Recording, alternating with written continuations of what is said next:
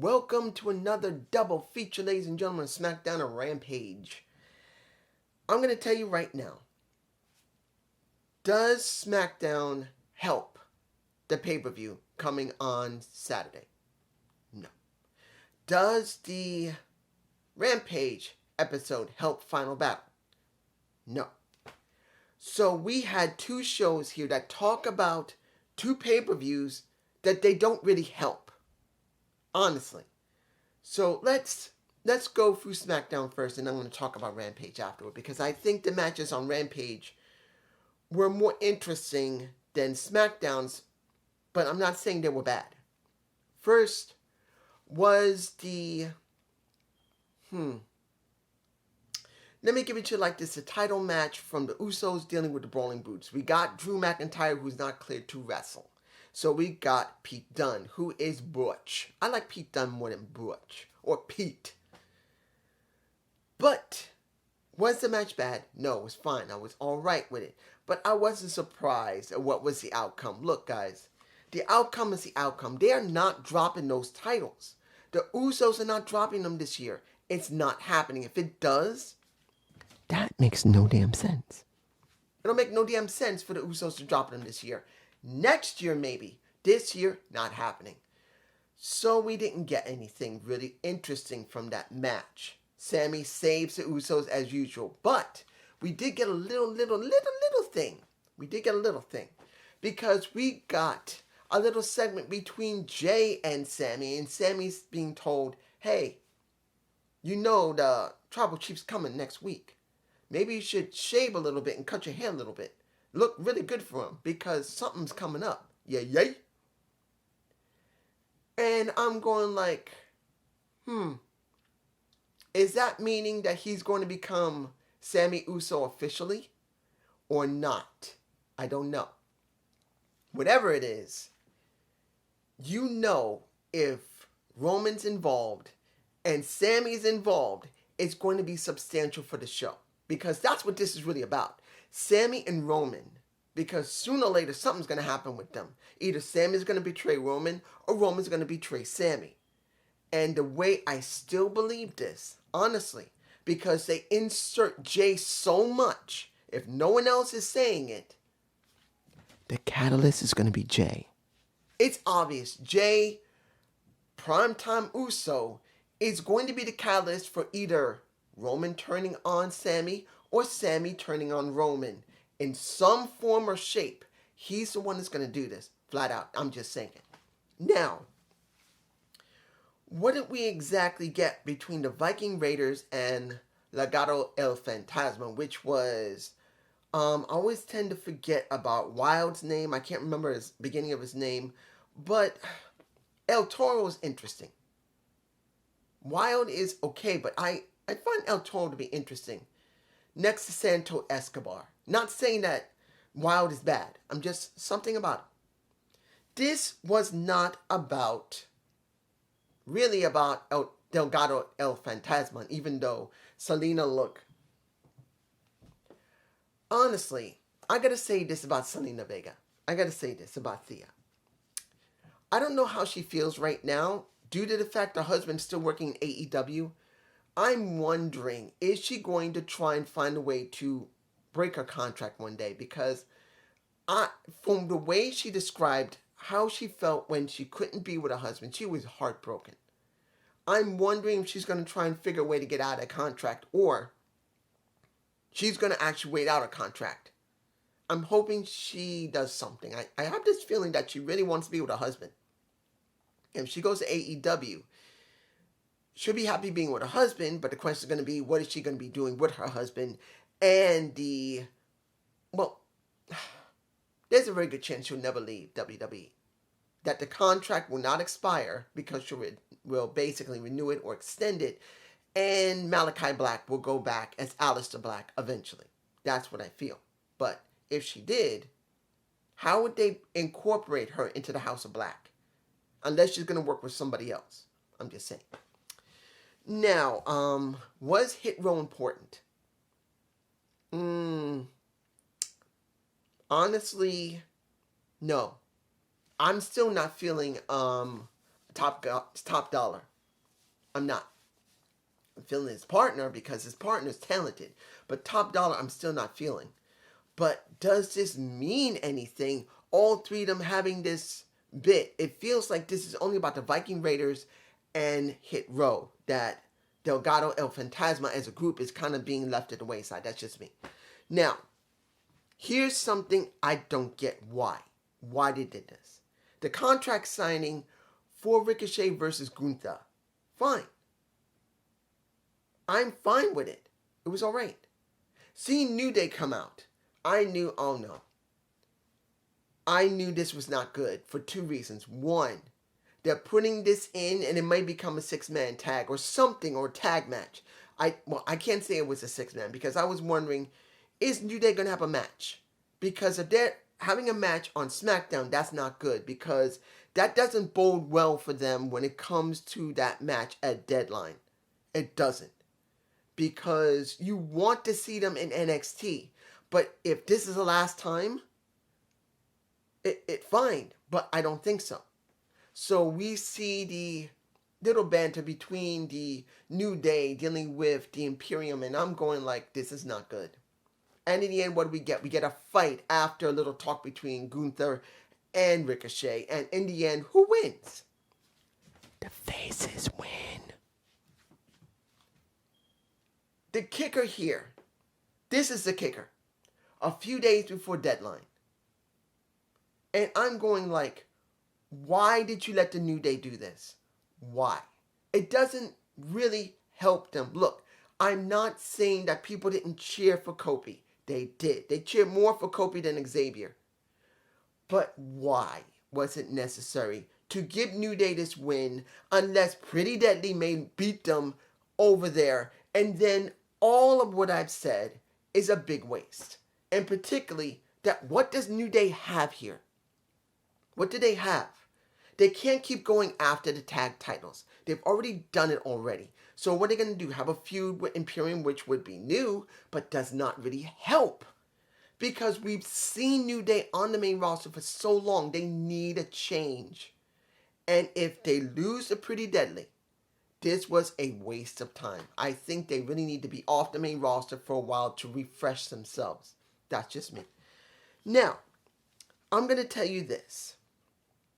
Seeing Ray with Karrion Kross, seeing that there may be a feud between them, is interesting. It's interesting what Karrion did with a beautiful Scarlett Bordeaux by his side. That man better not be stupid enough to mess that woman up. Because, unless she's stupid enough to mess up her own relationship. Because it can happen either way. If he doesn't screw it up, she could. Hopefully they don't screw up. Because, honestly, wrestlers don't always stay together. A lot of times it breaks up because they make mistakes that normal couples wouldn't always have that major problem. But do I want to see this? Yeah, this seems to be a bit interesting. Seeing that Ray's going to work with Karrion, a smaller guy with a bigger guy, actually does make some sense. But the question is how they're going to book it. Okay. The match that I'm going like, this, I didn't give a damn. Tegan Nox with Liv Morgan versus the dynamic duo of Ronda and Shayna Baszler. I want to see Shayna face Ronda. I don't want to see Liv Morgan. I don't want to see Charlotte. I don't want to see anyone. I don't want to see Bayley. I don't want to see Becky. I don't want to see Bianca. I don't want to see none of them. What I want, this is what I want. A automatic story is built right into these two women. If you're going to say the horsewomen of MMA, fine, I don't care. But you know Ronda Rousey. You know Shayna Baszler. Both of them had full, actual MMA past histories. Why not put them against one another and make a real story? That is an automatic story right there. I want to see that story. I want to see if Shayna can bring something really out of Ronda. Because Shayna is a damn good pro wrestler. And Ronda is not. She's an okay pro wrestler, but not a great pro wrestler. She's more of a judo expert who's trying to be a pro wrestler who doesn't have great character and great charisma to go with it. I'm not taking anything away from a Ronda. She worked the ass off to try and make herself work, but in the end, this is what we get. Next. Let's get this over with. Honestly, I gotta say this. I have to say it. Lacey Evans. She's making me itch. Lacey Evans again is being rebooted. How many times has she been rebooted? Not talking about when she was with Ric Flair and possibly got pregnant by him. She's already been rebooted once before when she came back as a mom and a soldier, trying to make herself mean something. Then they rebooted her again, being pissed off the fans. Now they're bringing her out as a badass Marine, acting like possibly acting like a, think of it like this. A Steve Macklin is an army guy. Flat out, that's what he is. He doesn't try to hide it. He has been in the military and he acts like a soldier. That is being a pro wrestler. That is the methodical work he does. They're trying to do the same thing from what I can tell. From at least that one vignette. Showing her as a soldier, going through the obstacle course, not giving a damn. Now the question is going to be, how are they going to book her? How is she going to act? The question is going to be, can she act like a real soldier again and have that mentality or female mentality? I don't care. Whatever you want to bring, whatever. She must go out there dressed in a way that is plain, does not play to the fans, acts methodical like a plain, straight out soldier. She goes out there, destroys her opponents, flat out, doesn't act to the crowd, doesn't act like a bad guy, doesn't act like a good guy, just goes out there and destroys, using the skills she has as a soldier. That's where it should be. If she doesn't do that, another fail in her rebooting her character. Now, let's get to Rampage. Moxley versus Contesca. Was this a good match? Yes, it was a good match. But Moxley bleeding again. What? I gotta say this about Mox. I love Mox. The guy is a good wrestler. He has a good character. He's worked his ass off. He came back from going to rehab when he realized he had a problem as a person who grew up in an alcoholic and a substance abuse house and child abuse. I commend him for realizing he had an issue early before it became really bad and nipped the damn thing in the bud because he wanted to be there for his wife and his kid. I commend the guy. But here's the problem. As much as I commend him and really do like him, he has been on TV too long and he needs to go on a freaking vacation because he's overexposed. He's been seeing too much and look what he does now. He's working so hard to keep himself looking really good, particularly bleeding too much, which one, for AEW Dynamite, the FCC does not like that a lot. And you got to pay between $10,000 to $20,000 every time you do it. And if anybody says, don't worry, Tony Khan's got money, it's not about Tony Khan having money. It doesn't look good all the time for the network because the network has to be notified. And next to Rampage having it on there and Tony having to pay for it, also the networks have to deal with it. Not that they have to pay anything, they may, but it can be a headache to deal with the FCC that way. Seeing Mox, I want him to take a break for 3 months away. Take a break, let his body recover, come back, and that'll give some people to have a refreshment for him. He won the match, and then we have the situation with Hangman Page where I am interested in it because of the story. Look, Hangman got a concussion. He's not fully cleared yet. He wants to beat the crap out of a Mox. And then when you see him hit his head into the turn post and does a ring around the rosy spin, it's an automatic story. But I say this now, that it's possibly going to be a very good story, and it looks like it's a good story. When it's over, please someone let Mox get off TV. He needs a break, and we need a break. We don't want him overexposed. That's what's going on. Now, Hathaway had his moment talking about Hook. I'm just saying it in that respects because I don't know how far they're going to go with Hathaway and how they're going to be doing something with Hook. Next, we have the Bunny versus Sheeta for her title. I can't remember. It's a Roshia Ju title. I don't know which promotion. I think it's DDT promotion. I'm not sure. I don't know which promotion it's from because I haven't been paying attention to it. Particularly that they're not really sponsoring it. They just let it come out there with the title. They don't really make that promotion mean something. And they don't make the title mean something. Yes, she holds it, but it doesn't mean anything. I'm sorry. I would rather Sheeta hold the TBS title right now. Or better yet, the person I don't think she's hurt. But if she's not hurt, and she's still working in AEW, and she's working on Dark Elevation or Dark, Selena fucking Deeps. Why can't she be the one who holds that TBS title and give it some damn prestige? Look, do I hate Bunny? No.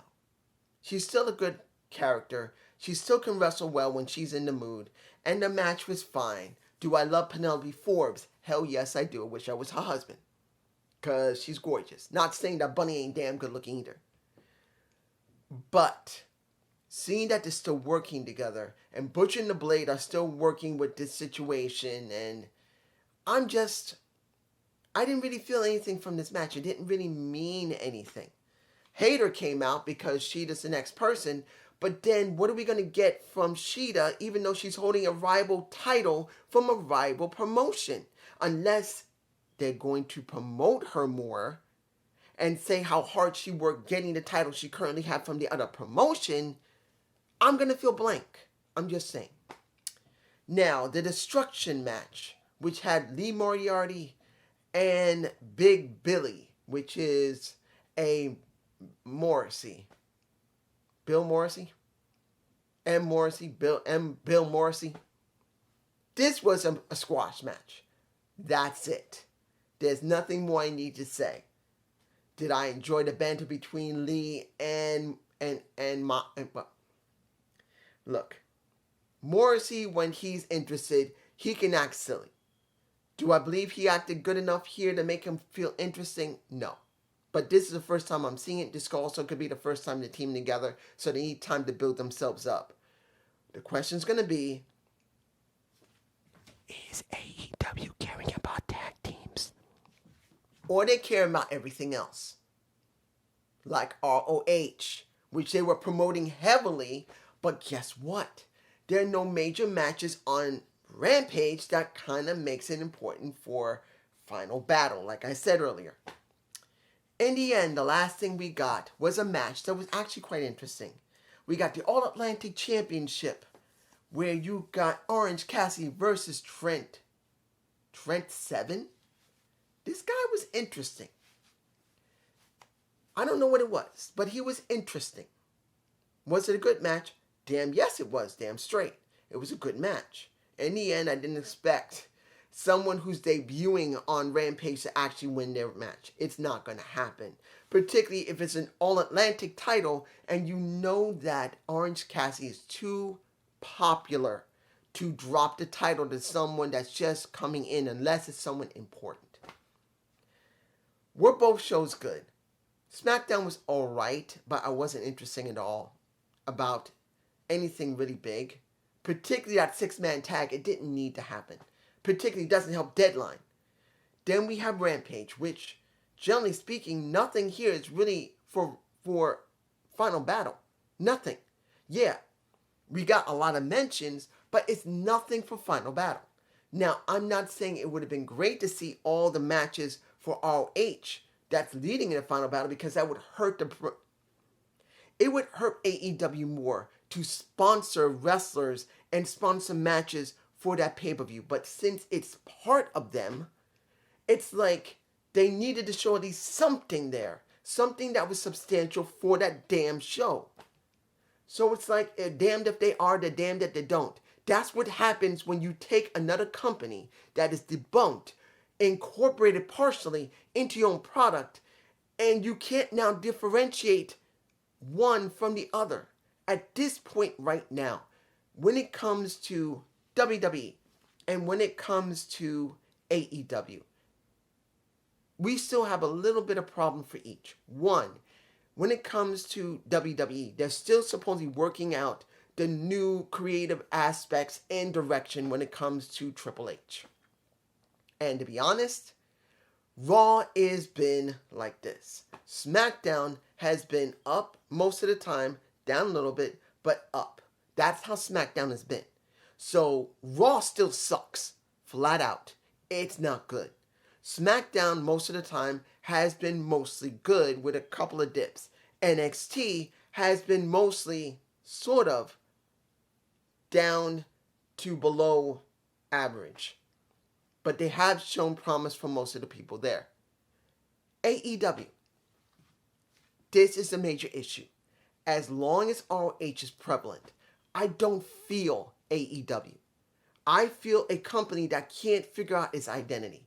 You're having most of the time ROH wrestlers supposedly signed with ROH contracts under Tony Khan's AEW banner, and most of the time they're sponsoring them. In most cases, like Chris Jericho feels more of a champion than MJF, who feels like he's basically a mid-card champion.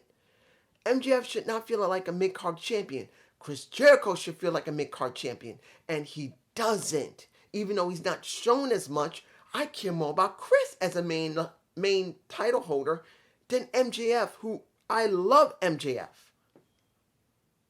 Guys, you need to understand, if you don't see it, that you got two companies that are literally linked to each other when there should not be two companies. There's one company and the baggage of a debunked one, and we can't tell the difference. If you don't separate ROH soon, something's going to happen next year where the fans are going to feel more and more disenfranchised. Because even though they supposedly got their ratings up a bit, it's still a problem with ROH there. They're not focusing on AEW. I don't care what Tony says, that I want to treat ROH with respect. Fuck that. You have a major issue. You're putting two companies into one show. Put it on YouTube or get it off the damn TV. Final Battle needs to be gone for good. Off of AEW television. Should not be sponsored anymore. Put it on either YouTube or leave it dead and just use the content, because they need to end this. You are hurting the product, making it the way it is. I don't know about Jesse. I don't know about JD or just Alex. This needs to stop. Now, I know they have been talking about it on and off, but I've been saying it constantly that this was going to hurt the product, and it is. But this is just me. Peace and all. As I said before, I will be doing Deadline. I almost forgot I was about to say Final Battle. I'm doing Deadline tomorrow, and then Sunday I will be doing Final Battle. That's the best way I can do it. I cannot do them both. That's 6 hours straight, and I won't have any time, and I won't probably remember anything if I do them both. Peace.